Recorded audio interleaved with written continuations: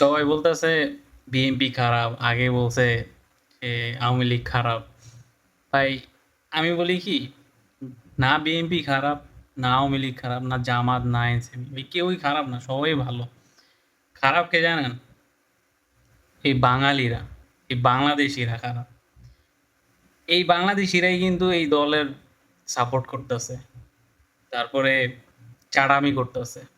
দলের মানুষ যাই করুক, চাঁদাবাজি করুক, খুন করুক, গুম করুক, যাই করুক, এই দলেরই কিন্তু সাপোর্ট করতেছে এই বাঙালিরা।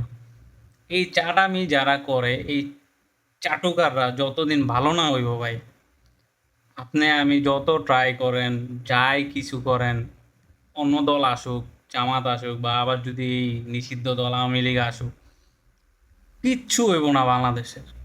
যদি এই মানুষগুলা, এই মাদারচোদ গুলা যদি ভালো না হয়। এই আগে মুজিব আর হাসিনা নিয়া স্লোগান দিতে দিতে দিতে মুখে ফেনা তুইলা লাইছে, আর এখন জিয়া আর খালেদার নাম নিতে নিতে ফেনা তুলতেছে।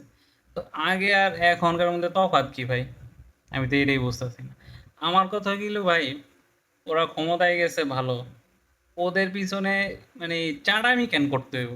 চাঁড়ামি করা ছাড়া কি রাজনীতি হয় না?